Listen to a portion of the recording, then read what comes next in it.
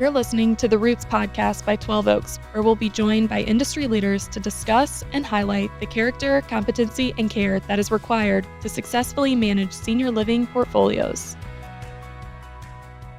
Well, hello again. It's Greg Puklicz of 12 Oaks Senior Living, and welcome to the Roots podcast. I'm glad to be back with you. We've had some guest hosts here recently, and I've let others sit in the host chair. And I hope you've been watching and keeping up with all those podcasts. They've been some really good content and material there from my colleagues here at 12 Oaks Senior Living.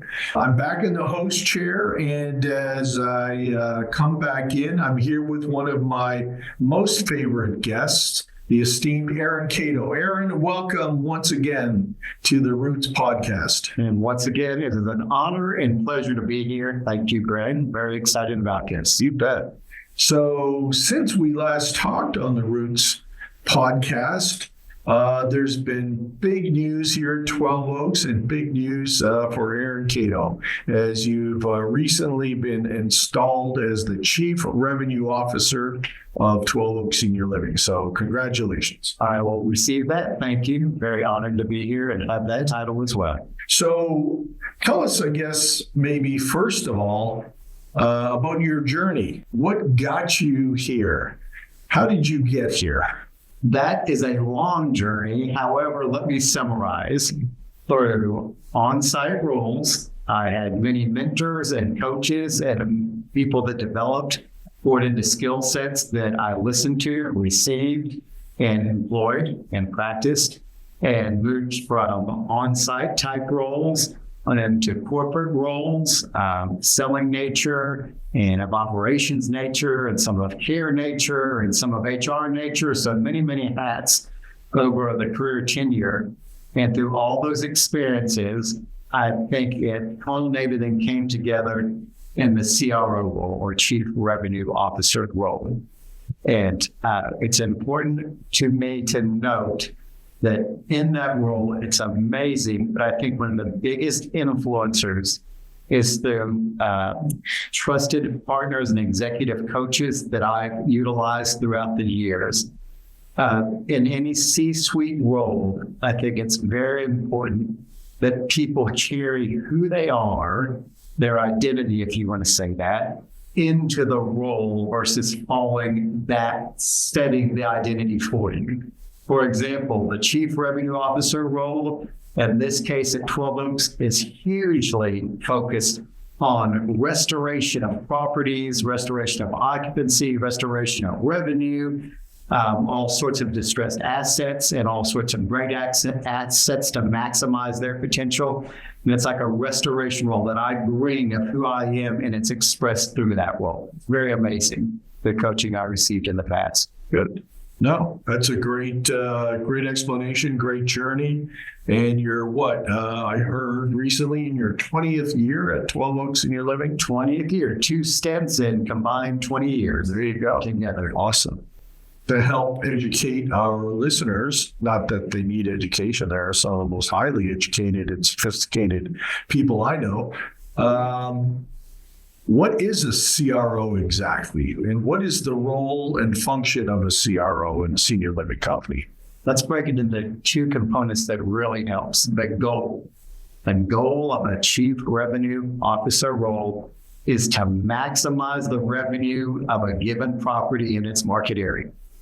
And that's the goal. It's to maximize revenue. Now, I want to break 2 components that I've spoken to before. There's a difference in purpose and goal. Like when a family unit or parents send a child to college or a young adult to college, their purpose is for that young man or woman to learn social interactions, emotional intelligence, academic excellence. That's their purpose. Now, their goal is for that person to graduate and get off the payroll. And so there's a difference between purpose and goal, which I'm sure that resonates with those that have children in college. With that, the goal of the CRO is to maximize revenue in a given area, right?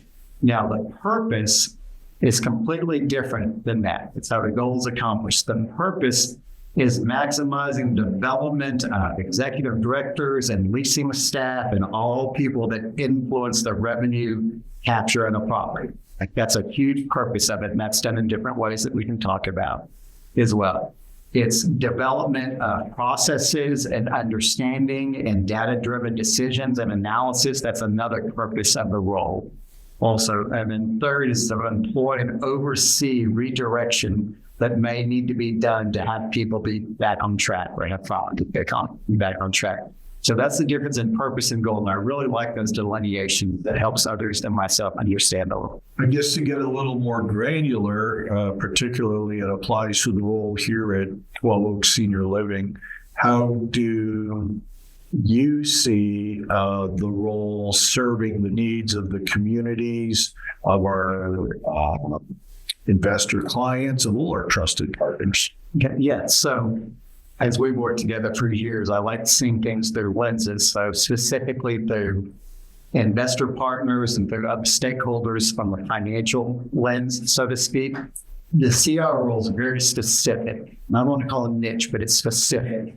Is we have traditional chief operating officer roles that are very consumed and very busy and very talented in handling urgent items and staffing and expense controls and sometimes capital projects. And then we can break out the revenue generation side, which is also very specific in nature. And it deals with some urgency as well. Like we want to act urgency like in response to prospects and family members. We want urgency in that, but we also want an important focus, but things that aren't pressing upon us that we can sit and think and plan and analyze. And that CRO role is very beneficial to the investor side and to the stakeholder side, as it protects time to really analyze without the other factors pulling on a traditional CRO role. And so it's very beneficial because it allows us to really maximize and make efforts and adjustments intentionally with intentionality so that we can maximize the revenue in a property. And then comes the component of expense control and efficiencies. And so I think that's how it really impacts in a favorable manner from an investor lens. Looking at the 12 Oaks portfolio, what do you see as specific either initiatives? Let's start with initiatives. So what things in your the past few months now in the role, what initiatives do you see emerging for 12 Oaks? We see lots of opportunities in different ways that we analyzed. And I was speaking with a group of folks yesterday that I think it's a mistake amongst many corporations that when everything's important, nothing's important. And when we have so advanced measurements at 12 Oaks, like many other operators do too, there's so many gauges we can see and look at that we can be focused on everything, and it dilutes the main primary focuses. From a revenue standpoint, from my lens, that would be occupancy growth and gain. So that is an initiative at 12 Oaks, is that we can gain occupancy from where we are today and reach and knock on the door at the 90%, say, by year's end. So that's a huge initiative that we've undertaken and we can expand on. And are there any things you're doing now that you think are unique that set 12 Oaks apart vis-a-vis our marketing efforts, be it again our actual means of marketing or our selling techniques or monitoring our sales efforts? There's a number, but let's focus on two. Is one, for you human behavior people in the crowd, which I am one, you will love this, is we have really focused and honed in at 12 Oaks on the leasing staff and the executive directors and their ability to meet the demands of reality, right? And the true reality, like in a leasing or in a selling zone, where prospects aren't just looking at what people refer to bricks and mortar or just the asset of a property or just the physical plant of a property. That is very important. You want cleanliness, you want things up to date, you want everything in that. But what we focus on with the sales staff is how to truly connect authentically with a prospect or influencer so that they can untangle emotional barriers that this person's dealing with, whether that's grief or shame or uncertainty or apprehension or anxiety or confusion, whatever it is, that you can untangle that. And this is important. And also work and untangle with the prospect's identity as it is changing from someone of career-based or supporter or leader as independent into a position of dependence, hence the considering for a move. And that change in identity takes much skill and attunement and listening as someone helps another metabolize those emotions and process that change of identity that's occurring. And so an initiative and a process we've had for a long-standing time at 12 Oaks is developing that skill set of someone to help another and counsel another and coach another through that process and change of emotional barriers and identity change as well. And so that's something from a human behavior standpoint that really stands out at 12 Oaks that we're doing that's different than other operators. In what ways have you been able to embrace technology? I keep hearing AI is going to save the world. So I'm wondering if AI is going to save revenue generation. Side note, anytime I hear Savior Complex and Messiah Complex, it's something external is going to help us, I have hesitation. Because through my own experiences, it's internal that we've internalized things and had growth and development that have helped us. So anything external that makes it easy, I have great hesitation with. However, I am an AI advocate and fan. And so I've got to integrate these two kind of opposing opinions that I have within myself and integrate these two things together. We have looked at AI in a number of different areas, popular and unpopular. And something that we're really focusing on now as an initiative is the emergence of AI when it comes to search engines, namely, say, Google, or there's generative optimization, engine optimization, or GEO versus SEO that has been king for so long. And we love SEO, and we want to focus on SEO, but now there's searches being done through ChatGPT and other AI platforms of, hey, tell me the good assisted livings in the area, or tell me those with high rankings in Houston or Dallas, Texas, or whatever market it may be. And so we're now looking at websites and development of how to attract AI, how to read favorably in a manner as people are increasingly using AI for search that wasn't done before. So it's a huge initiative we're undertaking as well.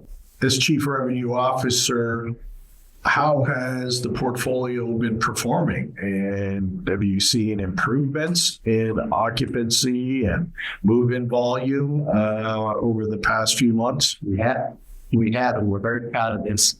Generally speaking, our entire net last year, measured in net units, we have surpassed that number at the end of May.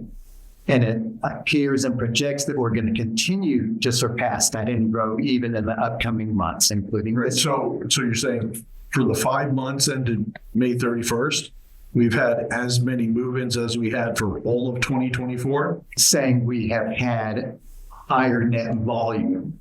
Okay. Higher net volume. We haven't had as many move-ins because we're compared to the whole 12 months. Okay. Yeah. However, we've had more net volume in this year than we did all of 2024 in the first 5 months, which is really, really amazing.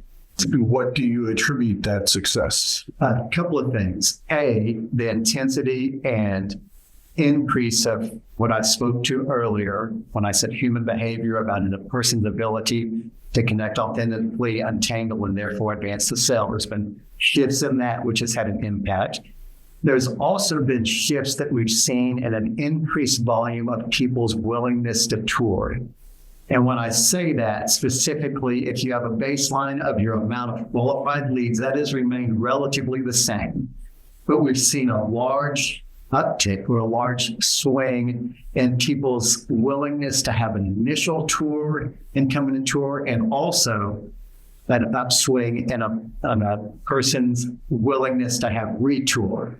as well. So those two metrics have really increased, permitting our inquiry to move in and tour to move in ratios to also correspondingly increase with it. Where do you see the next opportunities? Where is your focus going to be on revenue generation for the next few months? Probably in 2 to 3 key areas. Level of care is one, as we have a shift in our structure of level of care that we can speak to probably on a whole other podcast, but also in good old fashioned staying on the main gauge of occupancy increase. It's a huge opportunity. Anytime we say we should be at a higher occupancy, this is important. Should is a funny thing, and people don't like it when they're should on. It's one of those things, Greg, that we say around 12 Oaks.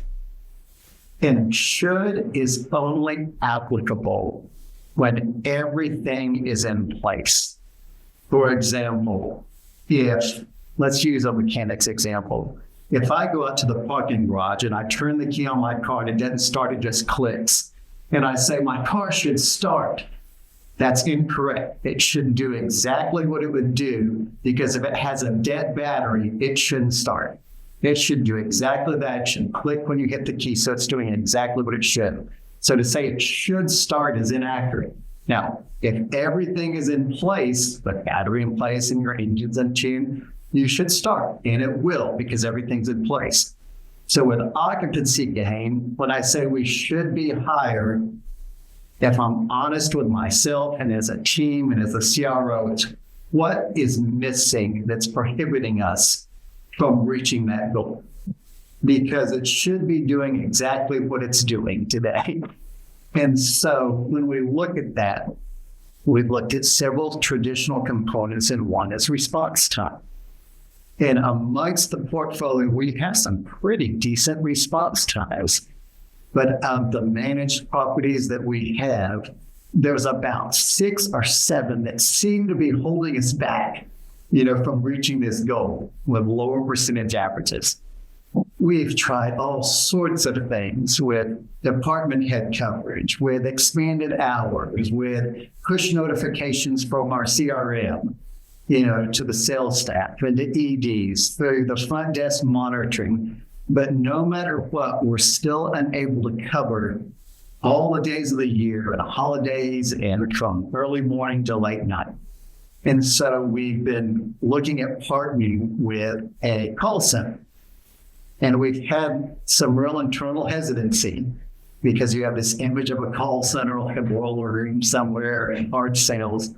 But after interviewing a number of call centers, we've moved forward with one, and that we're going to partner with as a trusted partner as a trial for 6 or 7 properties that can cover 15 hours a day and answer in 6 to 10 minutes versus, say, 3 hours.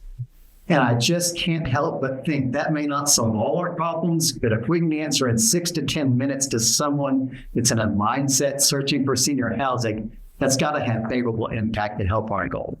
So that's been a huge component. Listen, this has been a wonderful conversation. We're really excited about you and tracking your continued success at 12 Oaks in this new role as CRO, Chief Revenue Officer. And once again, enjoyed having you on another podcast here at 12 Oaks on the Roots Podcast. Pleasure has been mine. Look forward to the next one. All right. Well, thank you all for listening. I hope you enjoyed that little segment, and we'll see you next time on the Roots Podcast, brought to you by 12 Oaks Senior Living. We hope you enjoyed this episode of the Roots Podcast by 12 Oaks. Get connected with us on social media and at 12oaks.com.